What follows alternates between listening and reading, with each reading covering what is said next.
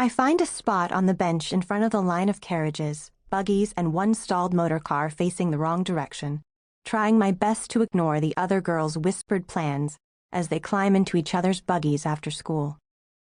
They're going to wear split skirts and bicycle in Golden Gate Park, or carry parasols and wear hats and gloves to shop at the Emporium, or go to each other's houses to try on new cotillion dresses.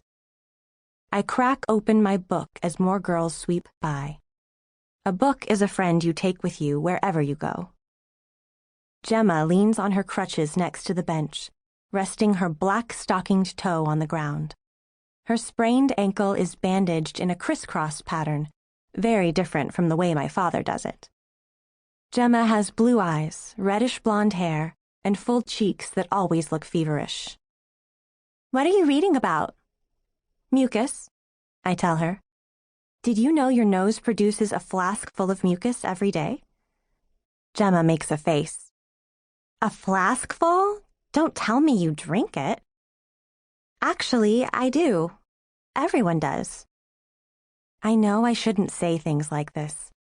Aunt Hortense says I try hard to be peculiar. But she's wrong. I come by it quite naturally. "Did Spencer ask you yet?" Hattie, with the pouty lips, calls to Gemma.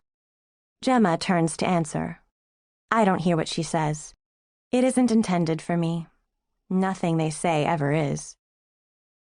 It's been a long time since I've had a friend my age. I should be used to it by now.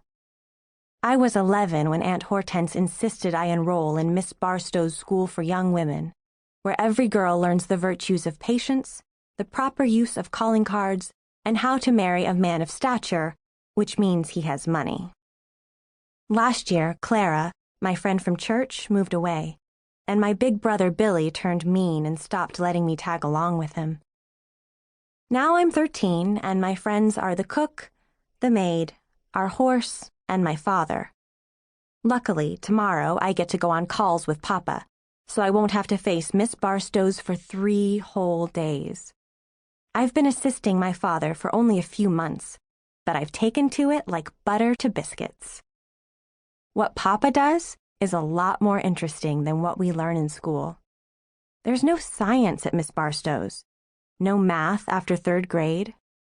We take subjects deemed necessary for cultured young women destined to run a household of servants. French, elocution, dancing, music, geography, etiquette, and entertaining. I like geography the best, then French and elocution.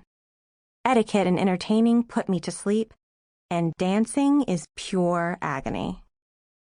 When I look up again, Jing is here in our black buggy with our filly, Juliet, who's snorting and prancing like she hasn't been out in a while. Jing waggles his eyebrows at me, and I climb up beside him.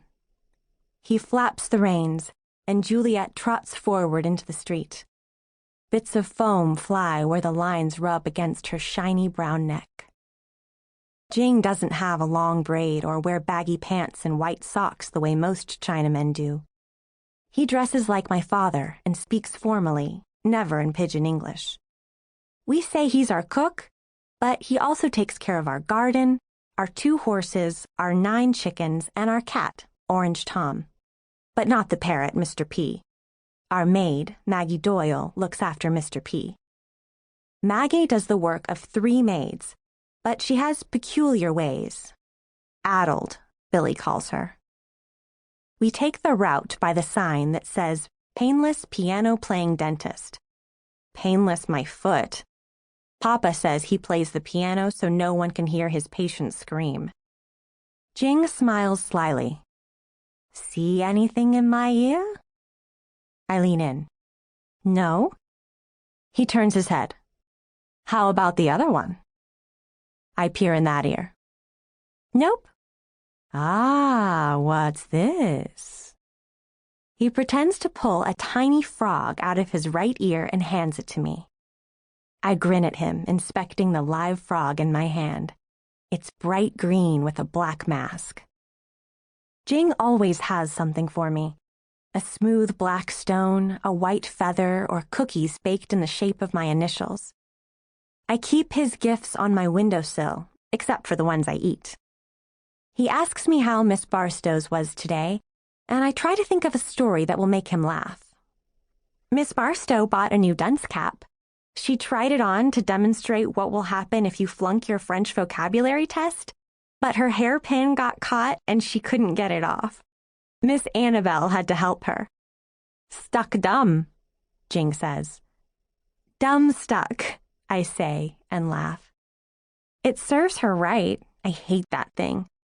Not that I've ever had to wear it, but still.